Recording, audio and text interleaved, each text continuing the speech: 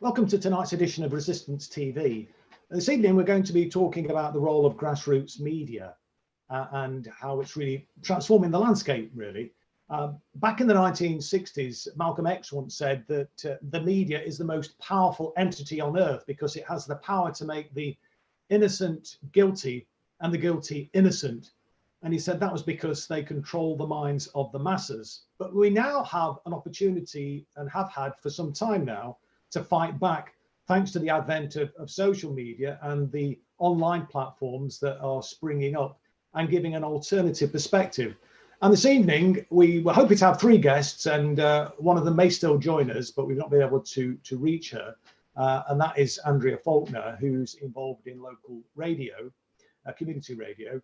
And we've also got Paul Knaggs, who many viewers will be familiar with, who runs Labour Heartlands, and Alan Davies, who's involved in the Word newspaper, which again, people have perhaps seen online. It's also been produced in a hard copy, and they plan to actually get it back in the shops once the COVID-19 crisis has sufficiently died down to enable distribution to begin in earnest. So perhaps if we could just kick off with you, Alan, and just talk us through a little bit about your efforts and your team's efforts to roll out this new newspaper, because it's quite an ambitious plan that you've got. And we know that even the mainstream newspapers who are backed by billionaires have been struggling with circulation. So can you just talk us through what the thinking was behind launching the Word and how things are going now in terms of your ability to penetrate the market? Well, we started nearly 5 years ago when Jeremy Corbyn was going for the leadership. The first idea I actually had for this was in the 1980s, because the media was just as virulent then. But we actually started it properly. We went on social media, which made it possible to find like-minded people, which we couldn't before. It had been impossible to go across the various CLPs. The idea of it is lots and lots of very insignificant people, and you know, I'm one of them, doing a very little amount of work, and all those people coming together, if well enough organised, we can produce a newspaper. Mainstream media is having a tough time, and I'm really cried when I heard that the Sun newspaper had were millions in the red. So we're doing better than the Sun, because we're just about breaking even.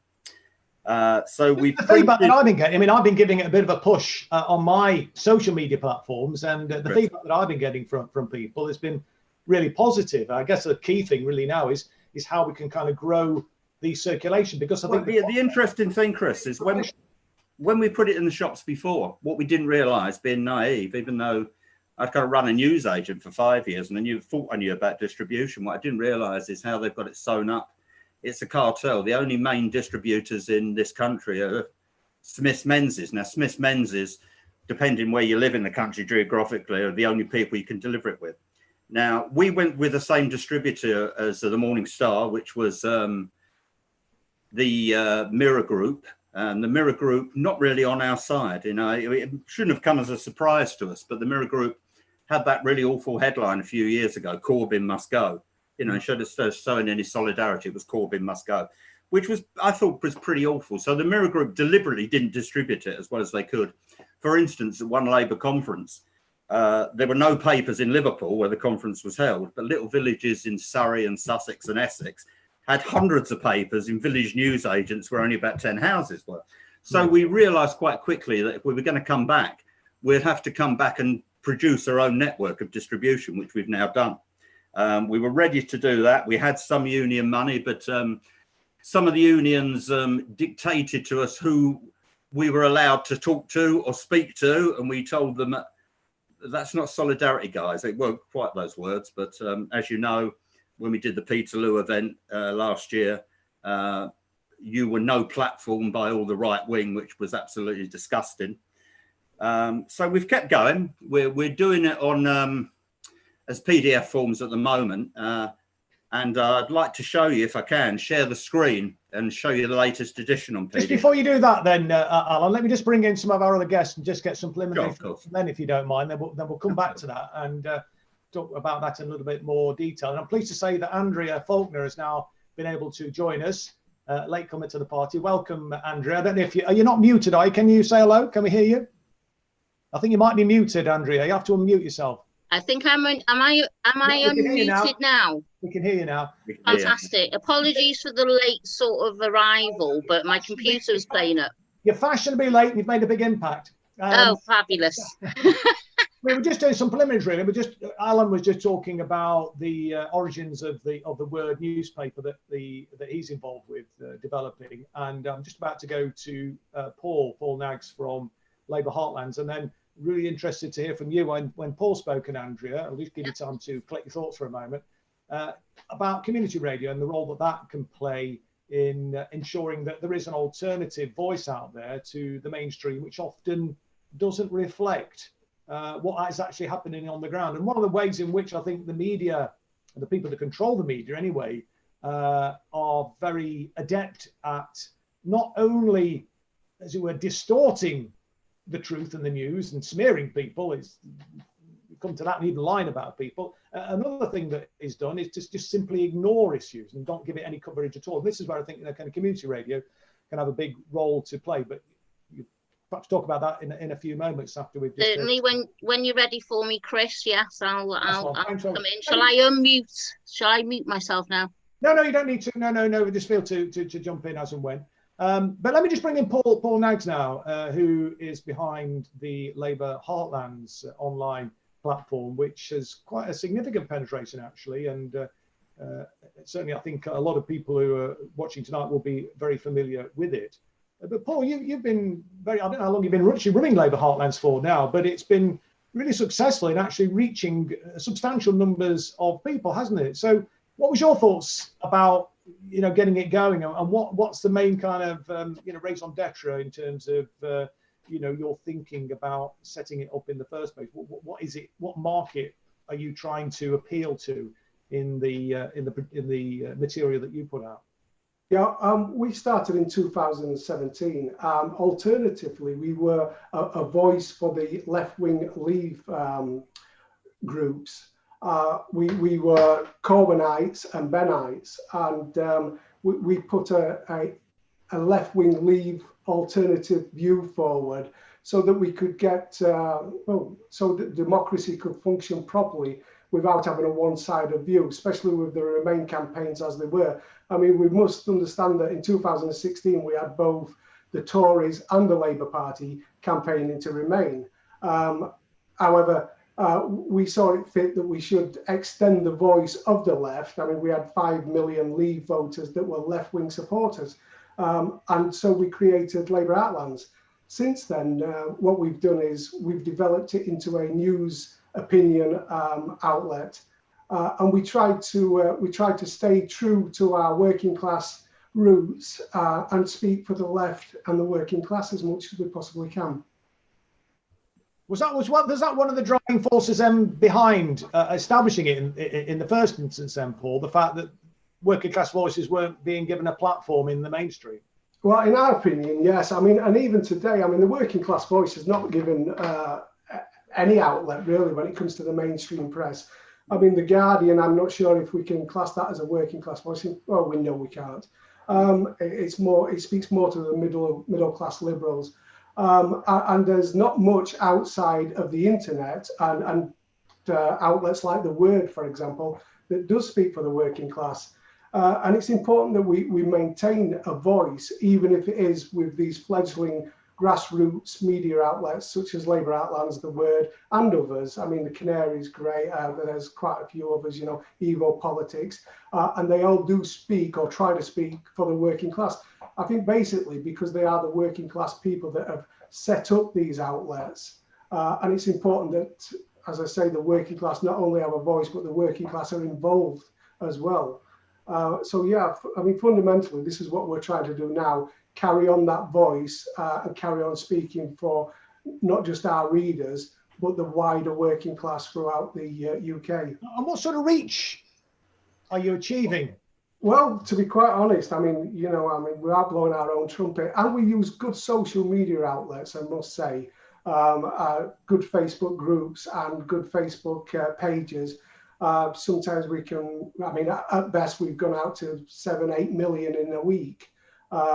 which is really good. I mean, but that has been in the height of the Brexit debates, obviously, because of the way we stand, and we were ultimately looking at Brexit on a left-wing platform. Lots of readers looked at our opinion and read up on it. However, we're still going out to 2 and 3 million week in, week out. And it's free to use, I understand. Oh yeah, absolutely. Obviously, it does cost. I mean, the word I'll tell you, it costs a lot of money to keep these sites online, to keep them running.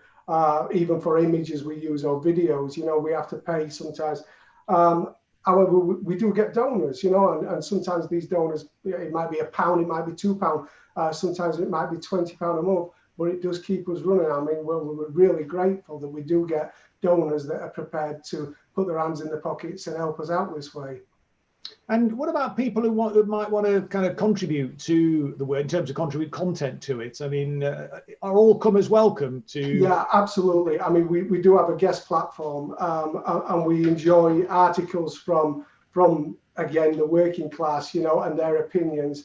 And we've had some excellent articles, and that these have been normal people out there that have wrote about their opinions even during the coronavirus outbreak and lockdown, how they felt about being confined, etc. during the lockdown period.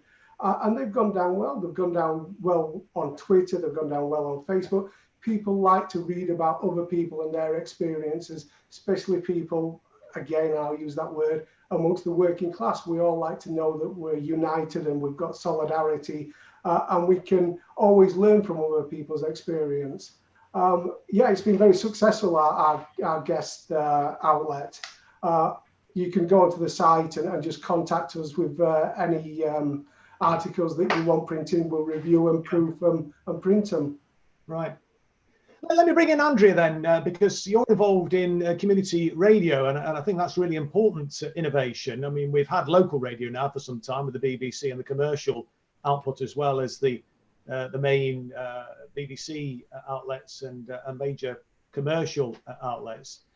But one of the things I was particularly interested in relation to community radio, as we try to build a new grassroots movement, is the opportunity that provides to local communities to be able to kind of speak to each other and to share ideas and messages and to kind of help us, as it were, build the movement. And before you joined us, ANdrea, I was just quoting what Malcolm X said about the media when he said in the 1960s, it's the most powerful entity on earth because it has the power to make the innocent guilty and the guilty innocent. And he went on to say that is because they control the minds of the masses. But we've now got, through the advent of social media and the internet, the opportunity to provide a different voice to the mainstream in that sense. So it's maybe not quite as easy as it once was to control the minds of the masses as it was in Malcolm X's day in the 1960s. So perhaps you could just tell us a little bit about community radio and your experience and how easy or difficult it is for local groups around the country to establish their own community radio platforms. Yeah, great. Thank you very much. And thank you for inviting me on as well. And I'm coming from a bit of a different perspective than from the left-wing media, sort of building a left-wing media perspective, because I'm a presenter on a community radio station that is actually Ofcom regulated. So obviously from the left wing, or if you were right wing, we have to adhere to the Ofcom regulations of being unbiased. And although I'm very well known on the show that I present, called The Community Voice, to be left wing, I have a co-presenter who actually brings in a different angle as well, so that we can have that debate. And the whole reason for me joining the radio station in the first place was actually to bring to a local grassroots level policies that were going on across the country that were affecting people at grassroots level. So we discuss local policies from local council, from county council through to national policies. We put questions out on a weekly basis to the audience and ask them what they think about particular policies or a particular. For example, the statues at the minute is a big issue for everybody. It's really come to the forefront of people's minds, some of these statues being of slave owners and things like that. So we've done shows around that, and we're asking people's public opinion so that we can get that debate going. And the whole reason for me to do that was because I didn't believe that people were given the opportunity, for one, to join that debate, but the information being provided through the mainstream media, it was one-sided. Although it's Ofcom regulated itself, apart from the paper media, all of the media is Ofcom regulated if they're under Ofcom. I didn't feel that it was actually, there was a balance going on. So I felt that I needed to present something to people at a local level where they could take part in that debate. I mean, if there was, local activists viewing this tonight or maybe on YouTube afterwards, who are interested in establishing their own community radio platform, how easy or difficult is it to do that? I mean, is it expensive? I mean, is it something that's realistic that local communities could actually achieve? I think it's very realistic. Every single town that I'm aware of has its own grassroots community station. They're right across the country. You need individuals, like any project, you need experts in different fields to set a project up. So from my own point of view, from the technical side, I wouldn't know how to set a radio station up. But there's individuals who are part of the radio station who know everything to do with the technical side. I come from a perspective where I was asked if I would come on to a show on the station because of my political activism in the community, because I was always setting up groups. I was always knocking on people's doors. I was asking people if they want to set up a community group in their small little areas, because I found locally that there was certain local areas without any representation or any voice. So I started knocking on people's doors, and I just so happened to knock on one of the directors' doors of Sound Radio that I present on, and he asked me to come on a show on the radio station. So I said, yeah, that's great. I'll talk about my activism. I'll talk about what I do. And then I was asked if I'd like to do a show. So I think what we need to realise is that you can actually take part in forms of different media, no matter what your background is. Find your local station, go and speak to the directors, ask because most community radio stations will be happy to have people come along and have their voices heard. And we've worked with people in Birmingham. We've linked up. My show has linked up with shows in Birmingham, in London. We've linked up with Alan in Oldham.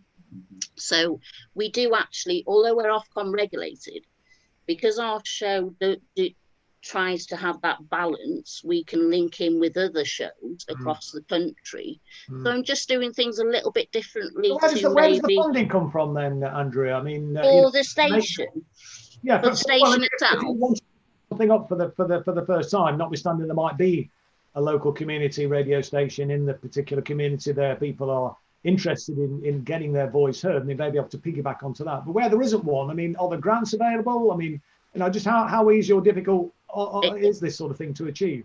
I think from starting from scratch, Chris, I think as any project, anybody involved in community projects, they're not it's not just as easy as setting something up. You have to find the grant funding, haven't you, for equipment, and to set yourself up, you need a satellite pole, and you need all your computer equipment and your decking. So people can go to find out that information, or is there any sort of obvious place where that information would be available? I think with any grant funding, I think you'd have to just Google use a search engine, should I say, for grant funding for media. community local media. Unfortunately, I've not had any involvement in setting the station up. Right. I've not had it. I don't have any involvement in the technical side.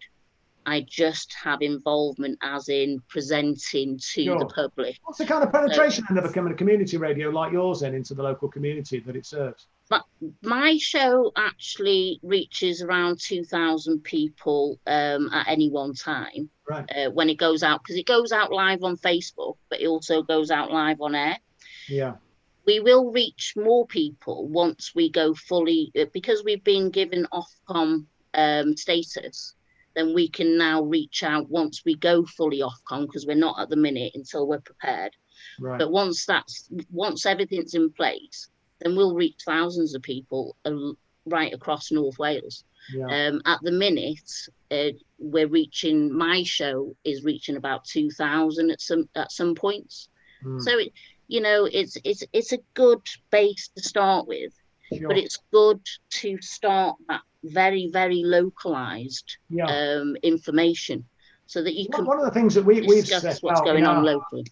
I mean, one of the things that we've set out in the Festival Resistance's aims and objectives is to promote kind of community activities and community arts and community radio. So we'll be very keen, and that's one of the things we want to try and judge how successful or otherwise this movement is being a year or 18 months or so, to see how successful we've been able to be in promoting and facilitating those kind of things. So people like yourself and your expertise, I think, will be invaluable in helping us to roll that out and to encourage other people in different communities to, take this on and to actually build this alternative platforms, which are so important to getting the voices of local people here. Local people out in the wider area.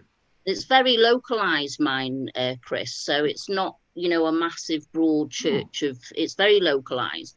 Examples of guests, we have a guest or two guests on every week. Each guest is a representative within North Wales communities, carrying out lots of different sorts of activities. We've interviewed the MPs for our local area. We've interviewed candidates up to the general election campaign. We interviewed 8 of the local candidates from 2 separate constituencies. Yeah. So we interviewed them so that we could actually give the local people within our area an idea of who these individuals were. They got the opportunity to ask them local candidates questions. We've had Brexit debates on there. I think Paul was on about, reaching out around. I mean, that was big. The Brexit debate one was quite a big one, because it's really sort of a hot potato, wasn't it? Especially a year or so ago. Yeah. But we also have representatives from different community groups, and they tell us what they're doing. So we pass on information to people. So I'm hoping it empowers people as well. Yeah. Alan, you were going to, I think, share some of the... Yeah, if I may, I'll just share the screen if it's set up and just show you what the paper. Can you all see that? Yeah. Yeah, well, that's the last PDF edition. It's very professionally produced then. Yeah, well, I think it's as good as any other tabloid. We've got some professional designers, but everyone who writes for us is a volunteer. And the idea is to get as many people as possible together. Again, it's from the working class, and we kind of like to cooperate with anyone who will cooperate with this. And we do extensively with Paul, and we feel the same about the referendum as Paul does. But, we've got people who are on both sides of it. So we've got people who write for us. This is an interesting column there. Satan's own Aunt Maggie. It's her agony column from Beyond the Grave. So you can ask her anything you want. If you look at that properly, it's a kind of political joke one. There's things that you get in the normal tabloids. But I'm getting here to the most popular article at the end that we've got Unity News there we did as well. But this is the most popular article. We've got this chef guy. We thought, well, if Chris Williamson's in there for the cooking, then the tourists will think, well, what the is in there for the politics?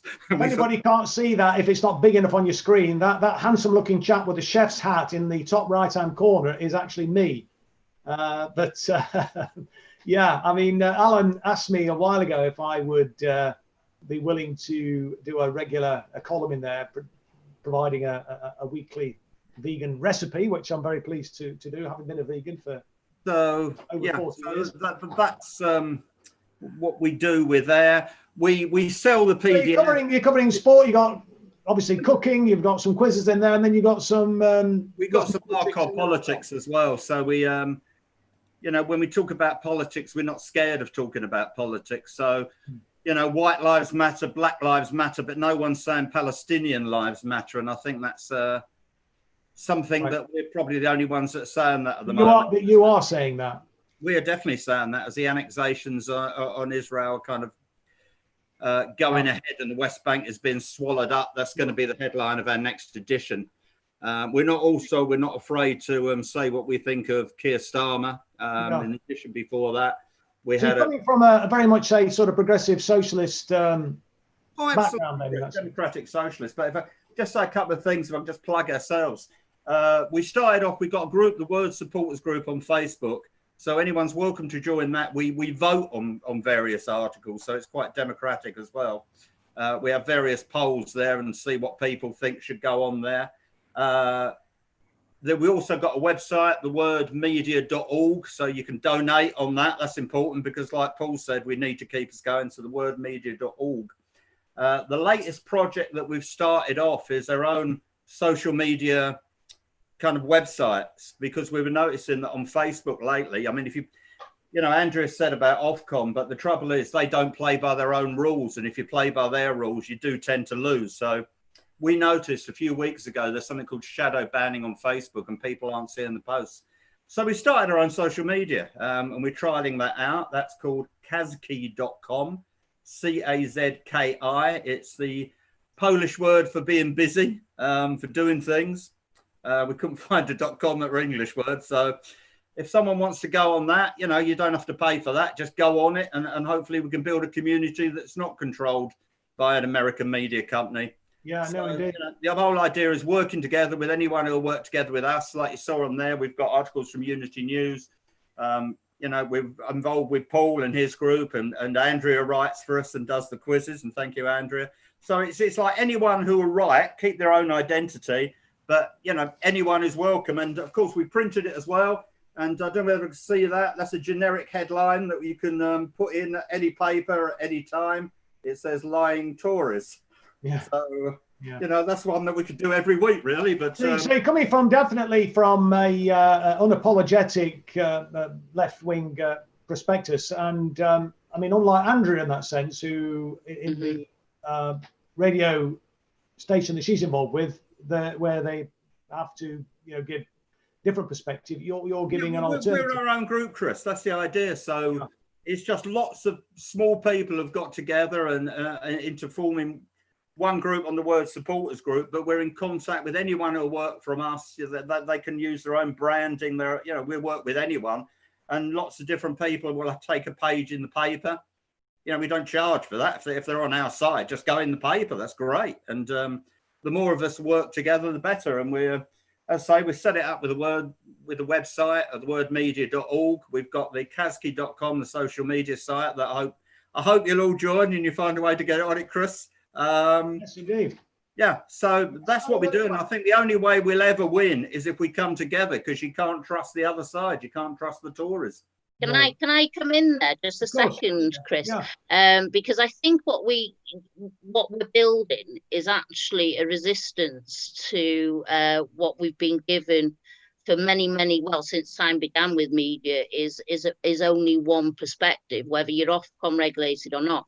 And at the end of the day, I think what Alan's doing is amazing, totally left-wing. That's what we need. We need a left-wing media. But if you can get into any other media outlets, then I think by doing that, you're still giving opportunities for people to have a voice. So I think, you know, from my perspective, although we are regulated, and I'd rather not be regulated, but I'm not on the board of directors, so it's not my choice, it's theirs. I respect their choice, but on my show, I've never ever had a complaint about my views. I'm very, very overtly left wing. I'm a socialist. I say that on my show. But we have to, like I said before, we have to get a balance of guests and the sorts of discussions that we have. So I think the use of any media source is fantastic, as long as we can get that grassroots voice going, and to have a debate as well, because I think debate is a massive issue, especially today, because we're not debating, we are arguing in echo chambers, and that's not good for anyone. I think it's causing too much division, and I'm hoping that by using different types of media, whether that's regulated or not, if you can get into any type of media, have a voice. That's the main thing from my perspective, is community, grassroots people having a voice. And also, if we all join together, then we can have one really big voice. And I think there's the figures coming up. Someone was saying about half the membership of the Labour Party have left in the last few months. Whether that's true or not, I don't know. But if you think of all those thousands and thousands in the Labour Party, if we all got together and they created something, they helped with this and they helped with the radio and they helped with Heartlands and they helped with the Word, just think what we could all do together. Yeah. We don't need to be told. We can just go and do it. There's nothing stopping us. I mean, given the advent of these alternative platforms, I'm just wondering, Paul, how influential do you think they're actually being now? I mean, Chomsky is often quoted with his remarks about the manufacturing of consent, which the mainstream media are heavily involved in that. Do you think that still holds true, Chomsky's maxim about manufacturing consent, or do you think that alternative platforms like yours are beginning to break that down a little bit? To be honest, I think we're breaking through between us all. I mean, there's plenty more out there. We're just a small token amount of how many media outlets are out there. The left are really pushing this, and we've got the technology now to do it. I think the reality is that language is one of the greatest gifts ever given to humans. And how we use our language and how we create debate is a weapon against the establishment. We should be out there, we should be disrupting the status quo, we should be questioning everything. And there's groups like the Word, Labour Heartlands and others, we question things, we get debate going, we don't just go with a consensus, that's okay, yeah. We actually question things and people start debating it, and it's only then that we can start changing things. So it's very important that people do participate, put their views forward, and I'm sure that we can break through the iron fist or the iron heel that keeps down the working class voice and stops our voices being heard, and change can happen this way. And yet, we've just seen Boris Johnson's Tory party in the last general election winning a huge majority in the House of Commons. And obviously most of the media were not sympathetic to the Labour proposition in that election. So the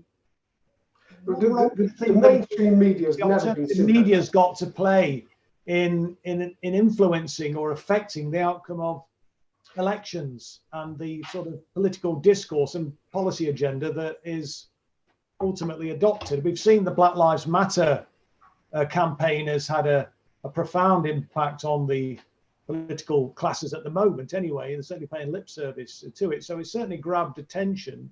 We're being drip fed. It's not just the mainstream media, but if you look at any film, it's always how the Americans won every war they were ever in. I'd love to see a film, Vietnam, the winner's story. That'd be a good one, wouldn't it? But we've been drip fed this, and we look towards these heroes. And the biggest heroes to me today in the media are people like Chelsea Manning, like Julian Assange, as we said at Peterloo. These are the real heroes, people who put their principles above everything else. And these are the people that we should have statues rather than to these pathetic, greedy, grasping slave traders. Yeah, I couldn't agree more, Alan. You know, I think going back to what you were saying, Chris, with the election campaigns and, you know, us losing, Labour losing the election by a few million. I think that we are being drip fed, but in particularly through the media, but also through our education, throughout all our education. And we wrote that book on democracy, didn't we? We all wrote a different chapter, different people wrote different chapters in that book of grassroots democracy. Out and printed this weekend, guys. So fantastic. A worm's eye view of democracy, it's called, isn't it, Alan? On the if you go to our website, you can order it from that. I'm sure we can order it from Chris. So just wordmedia.org. Sorry, yes. So that book, I think, if we can keep pushing, what my chapter within that book is all around education from secondary, high school being compulsory to teach democracy, and real democracy and our real history of democracy and how people campaigned and went on protests, and the suffragettes and the Peterloo, all these different things that people aren't taught in school. They need to be taught in our schools. And unless we can get into all these different types of avenues, not just media, then we're never going to win. Absolutely. So I think the way in which we're going to be able to achieve that, though, ANdrea, isn't it, is by getting our hands on the levers of power. And this is something that Jeremy Corbyn was obviously seeking to do. And one of the things that Jeremy set out in his programme was precisely what you just mentioned there about education and changing the curriculum and giving young people a broader perspective, talking about the real impact of the British Empire and colonialism. I mean, I think many people in this country still think the British Empire was on the whole, a civilizing and a positive effect around the world. When those of us have kind of looked into it in a little bit more detail, know it was anything but that. It was a pernicious influence that ruthlessly abused and exploited, raped and pillaged essentially nations around the world. And you know, those communities are still suffering the consequences of it, are they not? But Paul, I mean, you often quote Fred Hampton, the inspirational leader of the Black Panther movement. I've heard you speak about him. Yeah. Well, Fred's one of the things that Fred said or stressed the importance of was revolutionary education. And what role do you think the Labour Heartlands and these alternative media outlets that we now have on the internet are actually, what role are they playing in actually delivering that, or should they, or are they even doing that? Do you think? Yes, they definitely should. What we try to do is we put news out, and what we also try to do is put some educational opinion out based on people like Fred Hampton or Tony Benn, for example. I mean, he's a great advocate of democracy and the working class, and we all know he's he's an upper class guy, you know. However, he was an advocate for the working class and democracy and equality. And it's important that we don't lose these teachings, and especially like people like Fred Hampton. You know, the guy was murdered when he was 21 years old, but for that short period of his life, he actually made a lot of sense about the masses, about capitalism and about socialism.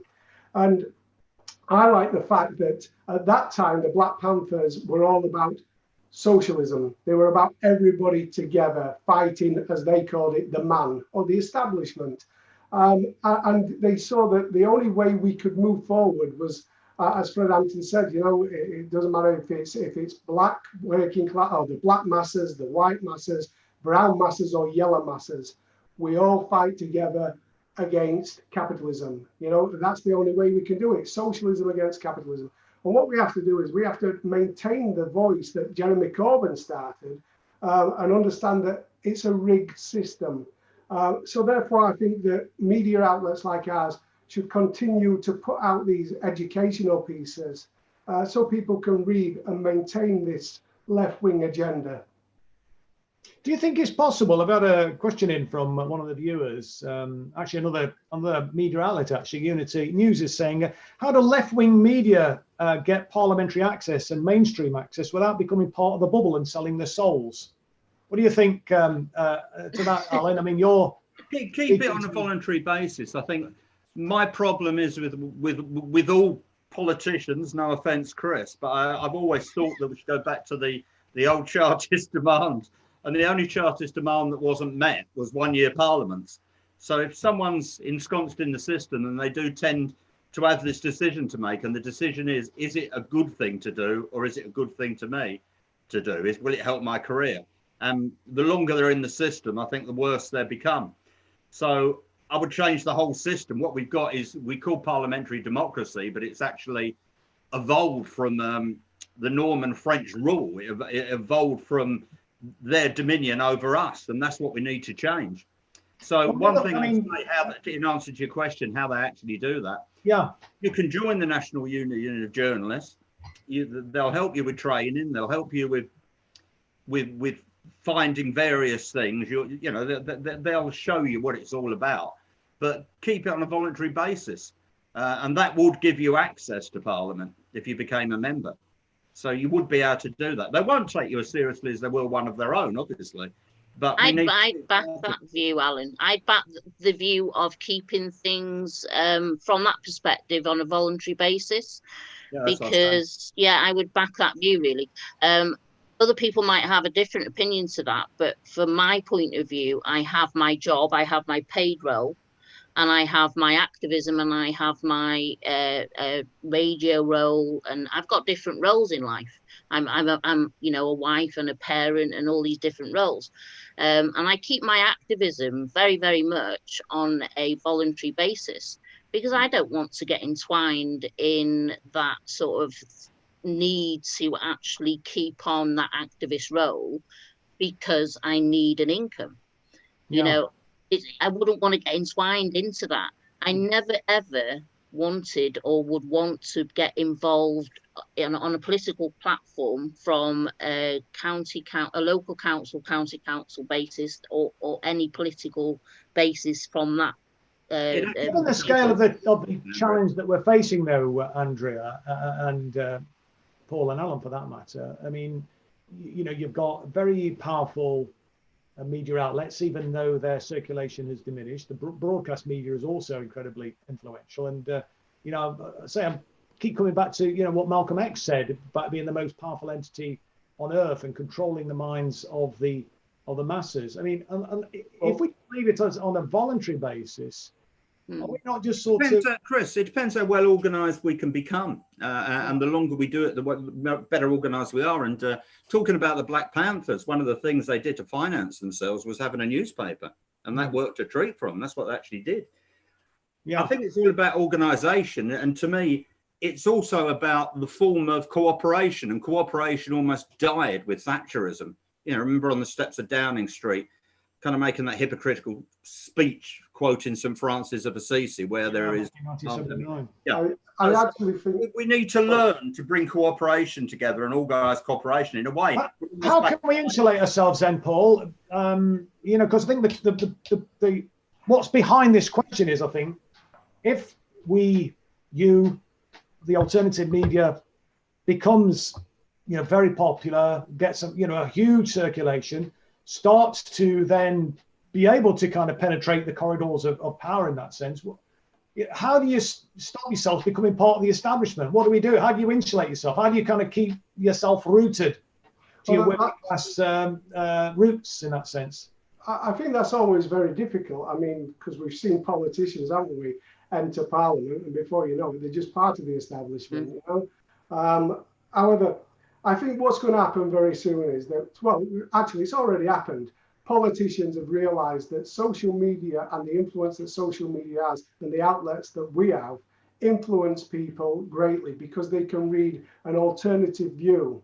And it won't be long before politicians start approaching media outlets like ours, The Word, etc., and trying to get their message across that way. I can guarantee that in 2024, the next general election, if it happens then, the main part and thrust of it will be on social media because people like to talk to each other. People always like to talk, that's what we do. social media is going to be such an influence that politicians are going to start reaching out to us. Yeah, I mean, it's already having a big impact, of course. I mean, the elections campaigns that are fought today and the way the modus operandi of politicians is very different, even from when I first was elected to Parliament back in 2010. But, you know, if you go back to the previous generation, before the advent of social media and the internet, you know, it's a very, very different animal, really. And now with this kind of 24-hour around-the-clock news cycle and the advent of social media, and one of the things that I was speaking to Mark Wadsworth, a activist who's been on the program a few times now, actually, but he's very supportive of the idea of citizen journalism, essentially people using these things, their smartphones, to capture events and to use them, to speak into them, to share that information to the world. And, you know, you sometimes, if something is very you know, significant or controversial, it can get a huge sort of buy-in from the wider general public. I mean, these things can go viral. You can get things going to, you know, tens of thousands, hundreds of thousands. I think the thing that never ceases to amaze me is the good ideas that people have, and you can find them on the forums. And people come up with excellent ideas that then sometimes what we do is we collect those ideas and we put them out as articles. I was discussing with somebody about a statute of limitations, you know, talking about the statutes. Every 20 years or even 50 years, the town planners look at that statute of limitations and say, yeah, okay, we'll keep that statute for another 20 or 50 years. Because political landscapes change, views change, you know, and obviously as a civilization, we've changed. So, you know, I mean, it's quite right that we should remove slavers' statues. And if we had some sort of law put in place that said this, that the town halls would all look at their own statues and they would adjust and take down statues, put them in a museum. Well, I mean, I'm not suggesting we're melting things down or eradicating history. I'm just talking about the ones on display, just as you would have planning permission for anything. It would be reviewed every 20, 50 years. Well, it's interesting, isn't it? Because, I mean, I wonder whether the pressure would have been as great on the establishment to, you know, change its attitude in relation to some of these issues, were it not for the fact that many of these incidents are and movements are captured on social media and shared around. And, you know, that toppling of the statue in Bristol, for example, wasn't captured by the mainstream. That's the beauty of social media, because I just said that somebody else could articulate that better. They could be more coherent with it. They could put that to their MP. That could be a motion that goes forward, and we could see that happening, because social media is able to change things politically and physically like that. And it's the passing of information and ideas that we do so well. Before, we only had pubs to talk into and social places, you know, and those ideas would stay there. Now those ideas can be spread so easily. And that's why the Word and Labour Heartlands and other outlets and the radio stations are so important to communities, because that word is not kept within a small area, it's spread throughout. It's a big mountain to climb, though, isn't it? Because there's a major job, I believe, for us to do. And I'm hoping that the alternative outlets like yourselves, and indeed others for that matter, will be a one big caveat on that, Chris. To shape and change attitudes. Because I think we need to, do we not? And what role do you think you can play or should be playing in raising expectations and raising political consciousness in the country? Chris, there's really one point I really have to make on this. When we started, and the idea of a printed paper was an anathema to most people, but now social media, we're all being digitized in every form possible. Paul talked about in local pubs. Now we're going to have to tell people if we ever go in a local pub and register with it. The big American internet firms can turn us off at any time they like. So we might have to think of other ways of social media. There's always already this thing, this shadow posting, where you think people are seeing it and they're not, and we've tested that out. So we have to be very, very careful well, about. I was going to come on to that, Alan, actually, as we sort of draw to the programme towards the end now, with about 8 or 9 minutes left, because the establishments have been adept through the ages at actually closing down any kind of popular movement that threatens the status quo. And I'm thinking back to the movement that you're very involved in Manchester. You know, Peterloo massacre was commemorated, the 200th anniversary was commemorated last year, which you were involved in organising. And of course, the aftermath of that was the potential modern day equivalent to what the establishment might try to do if people like yourselves become too influential in terms of closing down your platform online. Perhaps you could just say a little bit about that, Alan, about how history It is repeating. Could repeat itself. Because what did they do? Just tell us, Alan, what happened in the aftermath of the It's interesting is that in Peterloo that they organised and they drilled on that. The ordinary people, the mill workers, right? We're not going to have any violence. We make sure, so we drill all of us to make sure we're disciplined. But it didn't do any good. After Peterloo, some of the middle class journalists in Manchester got together and they started The Guardian. But The Guardian was always a middle class organisation. And if you look at some of the early copies of The Guardian, they were always kind of, we want a bit more freedom, but not too much. We're scared of that. It was always like that. Yeah. So I think the only thing we can do is not have any leaders, not have any people that want a career in it. And there's plenty of us who don't want to be councillors and MPs and whatever. So just ordinary people coming together is the only way.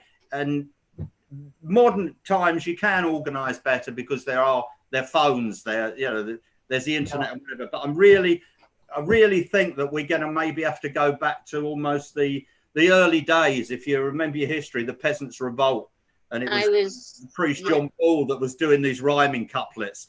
And that kind of worked, and you got thousands then. Alan, I was going to make that point exactly, because where I come from my perspective, should I say, we need to go back to true grassroots activism, where it starts in your communities. So you start engaging again politically with people in your communities. That political engagement was lost in the 80s after Thatcher. She broke everybody. She broke our communities. I remember as a teenager and as a child, our communities being quite political. As I grew into my 20s and 30s, all that went. Nobody was political anymore. We weren't talking about politics. We weren't interested in what was going on in Parliament. But isn't that's what the establishment always terrible to do, though, don't they? Yeah, to try and break that. So I think from the grassroots perspective, and just I'll do my final thing, is that go out into your community and actually start talking. And if there is a community radio station locally, go to the community radio station, contact them online, however you can contact them, and say, oh, you know, I'm interested. Can I present, or can I come on one of your shows? And it might grow from there. And then you've got Paul and Alan who do things from a different perspective. But it's all about engagement, isn't it? And getting that debate going again and getting people engaged again. I'm hopeful that these alternative media outlets, platforms will inspire, you know, people to come forward. I mean, the Peterloo rally, you know, 200 years ago. I mean, they were talking about you know, promoting freedom of speech and political representation, and were massacred for their troubles. And the pamphleteers and the rest of it that were part of that movement, there were then measures taken against them to make that more difficult. And I just worry that, you know, potentially the powers that be may seek, and we're already seeing some evidence of that, efforts to minimise and in fact Alan has just mentioned it, minimise the reach of these alternative progressive platforms like The Word and like Labour Heartlands. Although Labour Heartlands seem to be still doing very well in terms of the penetration that you're getting. Isn't that right, Alan? Paul, you were saying? Yeah, I think there's another thing that not been clamped down just yet. No, it has been at times. But I think there's another thing that we should be doing as well. we should be trying to disrupt politics. But also we should be listening to people. When we put an article out, I like to go on the forums. I like to look what people are saying. And it's very important, this, and I think it's missing in politics in general. We've stopped listening to the working class and what they want. And I'd hate to think that we just put articles out that we want to put out. And that's why I think that more activism and involvement from the general public is important in all that we do. And it does come down to community as well, and the wider community that is the left and socialism. And only that way, when we disrupt things, listen to each other, can we build a consensus to move forward with a coherent vision. I had a question actually from a viewer for you, Alan. Bob Walker's saying, does the word only support the Labour Party? No, I'm still a member just of the Labour Party, but probably won't be after this. Obviously, Chris has no platform. No, we've got members who are anarchists. We've got one member who's in a Liberal Party. We've got a few Greens. It's the broad left. The difference is it's not people who want to be politicians and make a career. It's people who want to make a difference. Yeah. And Paul, perhaps in conclusion, how do you see the future panning out for Labour Heartlands in terms of where it goes next, and what's the next challenge for you? We're just going to keep plugging away, to be quite honest. We have a mix of news, views and opinions, and we'll keep plugging away that way. We're finding it harder and harder to support Labour as a party because we feel that the party has now moved away from the Corbyn party that we supported. And, you know, just like the Heartlands themselves, they've moved away from the Labour Party. We feel, you know, that the Labour Party no longer represents the working class of the Heartlands, and Starmer's definitely moved it back to the centre ground. And that's not where the majority of members wanted to be. The big mistake is we kept the PLP. Like I say, we should have had open selection, but we kept the PLP, and the PLP doesn't represent... The Parliamentary Labour Party, if anybody who's not sure what that is. Sorry, yeah. Andrea, perhaps maybe you could have the final word. I mean, you know, the biggest cohorts, something I've been passionate about for many, many years now, in every election, are the non-voters. And do you think there is, through your efforts and the efforts of people like Paul and Alan with their platforms, is there a way in which we can inspire and mobilize people to start becoming active in politics and take ownership of it and come through as, you know, get new working class leaders, so we get people who are genuinely fit for purpose, who can genuinely represent the people that elect them? Yeah, thank you, Chris. I think where parliamentary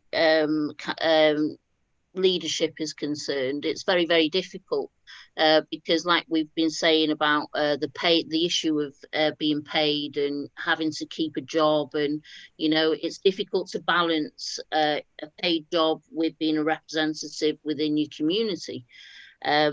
From my perspective, I would go back to the fact that we need strong community leaders, as we used to have when I was younger, who will actually lead within their communities and get that political discussion going again. I think what we've got to stop doing is being too much within echo chambers where we don't actually see the outside perspective sometimes, and sometimes the outside. But of course, with that comes on the social media side of that means that everybody's arguing rather than debating, I think. So I think we've got to get into the communities physically, and we have to talk amongst ourselves like we used to, instead of arguing and fighting. Well, and hopefully, we become fighters amongst each other. We need to start united again. Well, hopefully we can become fighters for a more just society, and use the advent of modern technology while we still can to try and inspire more people to participate and get involved, and recognise that the strength of our common endeavour, the strength we have when we stand in solidarity is phenomenal. And to quote Fred Hampton once again, the leader of the Black Panthers, said that the way to fight racism is with solidarity. And if we can bring about that level of solidarity, then we will be unbeatable. Yeah. And obviously you, Andrea, in what you do, and certainly what you do, Alan and Paul, in terms of the platforms that you're promoting, and indeed the others out there. These, I'm hoping, can only get bigger, can only grow. And if you're watching and you don't already subscribe to The Word, please do, because it's excellent. And similarly, get onto the Labour Heartlands platform and help to spread the word, because we have only got each other. And as I say, when we stand together, we are incredibly powerful. So let's remember that. And as the Black Panthers used to say, power to the people. Thanks for watching and good night. Good night.